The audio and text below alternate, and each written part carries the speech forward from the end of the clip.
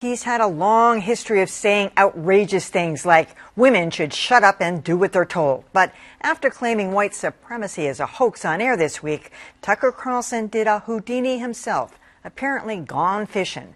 Fear not, though, Fox News has a storied history of rehabbing its stars by ghosting them for a few weeks.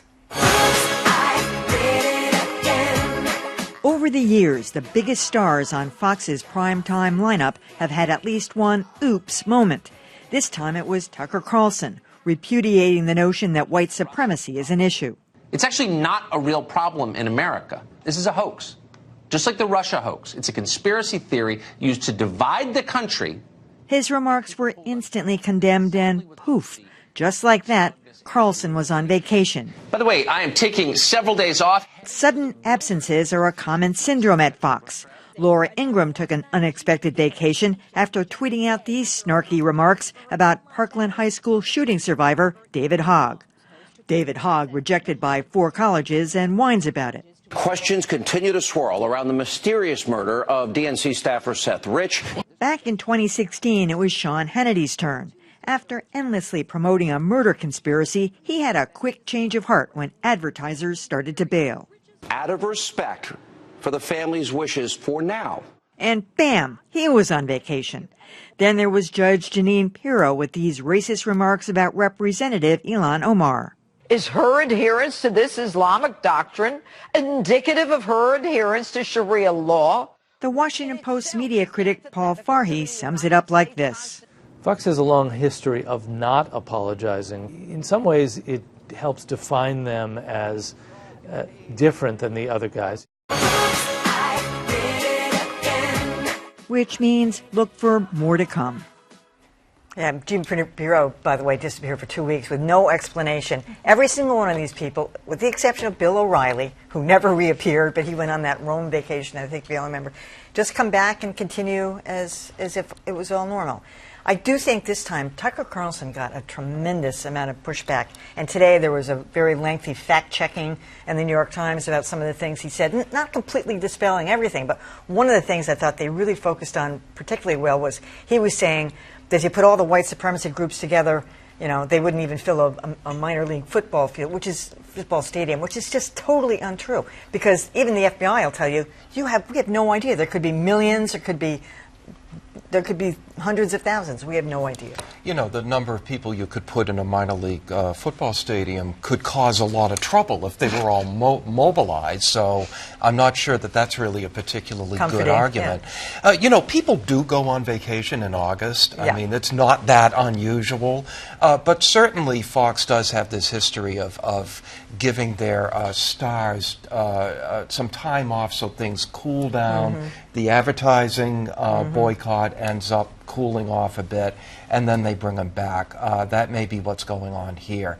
But we've said this before, but the ongoing toxicity of Tucker Carlson is just an amazing thing for those of us who watched him as a thoughtful, conservative magazine writer 25 years ago.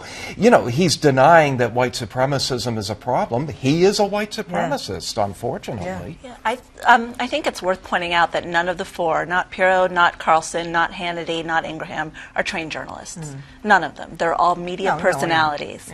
And I think this could be a great opportunity for Fox to put some trained journalists out there who maybe are a little more circumspect or at least more willing to kind of weigh things. I know it wouldn't be good for their base. Numbers, yeah. No, but I think that it's also interesting that you've had advertisers pulled. In this case, you had David Duke give Tucker Carlson a rousing thumbs up. I know. And so that's as bad as pulling advertisers. Yeah, so I think it's the out of sight, out of mind for a little bit. Once they're there, the outrage dies down, they can come back. Yeah, it's a clever corporate strategy by Fox, right? As you've described it very well, let the heat blow over and then go back to business as usual. And they're not the only ones to have used that over the years. I would note, however, that this string of, excessively provocative comments, many of them just flat out, if not all of them, flat out false, comes in an era when Donald Trump has perfected the art of talking trash, spewing garbage, attacking, And if he crosses a line to the point where there's blowback on it, does he ever apologize? No, he does not, because that would be showing weakness. So I'm not sure which model came first. My understanding is Trump learned this at the feet of Roy Cohn, the late, great sleazebag lawyer. So he's been doing it for a long time, but they're all learning from each other and practicing a model that seems to be pretty effective, at least commercially.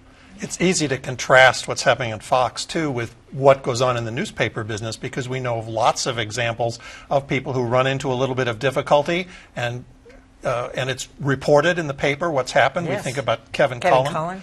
And the situation just recently with the assistant Washington editor at the New York Times, that's just this week, who tweeted something that, that was not what the New York Times wanted to have in his mouth coming from a tweet.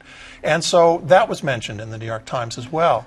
I just wonder how much of it goes back to Roger Ailes. I mean, that sounds like the kind of things he would have. Their PR machine, I mean, I was there for a year and a half. That's the way they operated. Yeah. See, I'm not a big fan of someone says something stupid, off with their head. Yeah, they should be fired on the spot. On the other hand, you wonder in the long term whether there's any accountability. The fact that it keeps occurring at Fox suggests that, with O'Reilly as a notable exception, and that wasn't over something he said, it was over stuff he did, there isn't much accountability. By the way, Shep Smith, who is one of their afternoon, early evening, he's actually an anchorman. He's a real news guy. He has refuted many times some of the things that both Sean Hannity and Tucker Carlson had said. So. And Chris Wallace, too. And Chris. But Chris isn't really on the Fox News channel. He's on the network, which I hate to... There is a distinction there. But people like Shepard Smith are providing cover for Fox. I mean, they perform a useful role for the corporate strategy. Look, see, we have journalists.